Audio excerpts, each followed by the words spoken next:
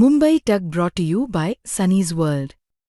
Pune's Pride Sunny's World, Life in Funshine. Resort weddings, events, restaurants, adventure wellness. Sunny's World, perfect destination for every occasion. Sunetra पवारांच्या राष्ट्रीय अध्यक्षपदाला पक्षातूनच आक्षेप घेण्यात आलाय.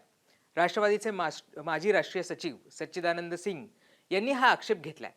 त्यांनी सुनेत्रा पवार आणि इतर पदाधिकाऱ्यांना नोटीस देखील पाठवली आहे. या नोटिसीचं उत्तर आता त्यांनी मागितलंय. सच्चिदानंद यांच्या या नोटिशीमुळे राष्ट्रवादीमध्ये सर्व काही अलबेल नाही हेच समोर आलंय. थेट अध्यक्षांनाच चॅलेंज देणारे हे सच्चिदानंद सिंग कोण आहेत, त्यांचे आक्षेप काय आहेत, हे आपण या व्हिडिओच्या माध्यमातून समजावून घेऊयात.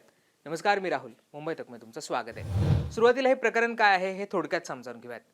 अजित पवारांच्या निधनानंतर राष्ट्रवादीमध्ये एक मोठी पोकळी निर्माण झाली.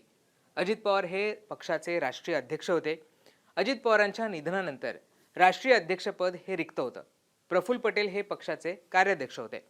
17 फेब्रुवारी 2026ला राष्ट्रवादीकडून निवडणूक आयोगाला सुधारित घटना देण्यात आली होती, ज्यामध्ये नव्याने राष्ट्रीय अध्यक्षांची निवड होईपर्यंत राष्ट्रीय अध्यक्षाचे सर्व अधिकार हे कार्याध्यक्ष असलेल्या प्रफुल्ल पटेल यांच्याकडे असतील असं त्याच्यामध्ये म्हणण्यात आलं होतं. 26 फेब्रुवारीला बोलवण्यात आलेल्या राष्ट्रवादीच्या अधिवेशनात सुनेत्रा पवारांची राष्ट्रीय अध्यक्ष म्हणून निवड करण्यात आली. विशेष म्हणजे प्रफुल्ल पटेल यांनीच सुनेत्रा पवार यांच्या नावाचा प्रस्ताव मांडला होता. सुनेत्रा पवारांची निवड झाल्यानंतर 10 मार्चला एक पत्र निवडणूक आयोगाला पाठवण्यात आलं, ज्यामध्ये अजित पवारांच्या निधनानंतर निवडणूक आयोगाशी काही पत्रव्यवहार झाला असेल तर तो रद्द असावा असं सुनेत्रा पवारांनी आयोगाला कळवलं होतं. या सगळ्या पत्रव्यवहारानंतर राष्ट्रवादीबाबत अनेक चर्चा सुरू होत्या. आता सच्चिदानंद यांचा आक्षेप काय आहे तो आपण थोडक्यात पाहूयात. सच्चिदानंद यांचं म्हणणं आहे की पक्षाच्या सुधारित संविधानानुसार दादांच्या निधनानंतर कार्यकारी अध्यक्ष जे प्रफुल्ल पटेल होते त्यांनाच सर्वाधिकार होते. राष्ट्रीय कार्यकारिणीची बैठक प्रफुल्ल पटेल यांनी बोलवणं अपेक्षित होतं. अशावेळी पक्षाचे राष्ट्रीय सरचिटणीस ब्रिजमोहन श्रीवास्तव यांनी राष्ट्रीय कार्यकारिणीची बैठक कशी काय बोलावली असा त्यांचा मुख्य आक्षेप आहे. दुसरीकडे ही जी राष्ट्रीय कार्यकारिणीची बैठक 26 फेब्रुवारीला बोलवण्यात आली होती त्याचं पत्र 18 फेब्रुवारीला निवडणूक आयोगाला देण्यात आलं होतं. त्यामध्ये तत्कालीन राष्ट्रीय कार्यकारिणीच्या सदस्यांची परवानगी घेण्यात आली नव्हती. त्यामुळे राष्ट्रीय अध्यक्षांची निवड हा मोठा प्रश्न असल्याचं सिंग यांचं म्हणणं आहे. आता तुम्हाला प्रश्न पडला असेल की सच्चिदानंद सिंग यांची नोटीस आणि आक्षेप का महत्त्वाचे आहेत आणि हे सच्चिदानंद सिंग जे आहेत ते नेमके कोण आहेत, त्यांचं राष्ट्रवादीमध्ये नेमकं स्थान काय आहे तेच आता आपण समजावून घेऊयात. तर हे सच्चिदानंद सिंग हे झारखंडचे राष्ट्रवादीचे प्रदेशाध्यक्ष आहेत. ते राष्ट्रवादी पक्षासोबत गेल्या 15 वर्षापासून काम करतात. अजित पवार जेव्हा राष्ट्रवादीचे राष्ट्रीय अध्यक्ष होते त्यावेळी डिसेंबर 2023 मध्ये कर्जत येथे जी सभा झाली होती, अधिवेशन झालं होतं, त्याच्यामध्ये सिंग यांची राष्ट्रीय सचिव म्हणून नियुक्ती करण्यात आली होती. नव्याने जी कार्यकारिणी आता झालेली आहे 2026ला त्याच्यामध्ये त्यांचा समावेश आता करण्यात आलेला नाहीये. आता तुम्हाला लक्षात आलं असेल की सिंग यांचा आक्षेप नेमका काय आहे. त्यांच्या म्हणण्यानुसार 2023 पासून ते पक्षाचे राष्ट्रीय सचिव होते. असं असताना त्यांना या नव्या निवडीबाबत माहिती देण्यात आली नव्हती.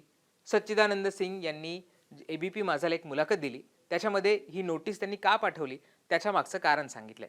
सिंग यांच्या म्हणण्यानुसार सुनेत्रा पवारांची निवड ही कायदेशीर प्रक्रिया पाळून झालेली नाहीये. राष्ट्रवादीचं नाव आणि पक्षचिन्हाबाबत सर्वोच्च न्यायालयामध्ये सुनावणी सुरू आहे. त्यामुळे या निवडीवर आक्षेप हा घेतला जाऊ शकतो. इतक्या काळानंतर ही नोटीस का पाठवली याबाबत सुद्धा त्यांना प्रश्न विचारला.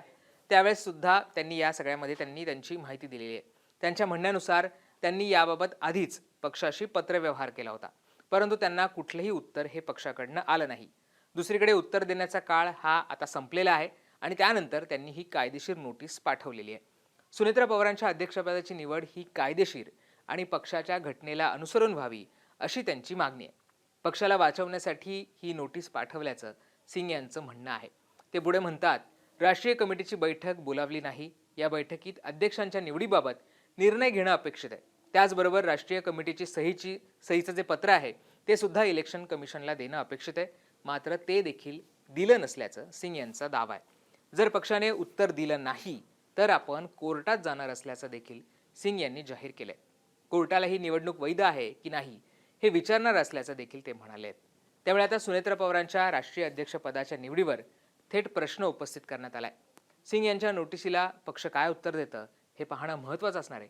पण तुम्हाला जो आता राष्ट्रवादीमध्ये हा नवीन वाद आलेला आहे किंवा हे सगळं जे कायदेशीर पेच निर्माण झालेलं आहे त्या सगळ्याबद्दल तुमची काय मतं आहेत हे आम्हाला कमेंट करून सांगायला विसरू नका आणि मुंबई तकला सबस्क्राईब केलं नसेल ते सुद्धा करा. धन्यवाद.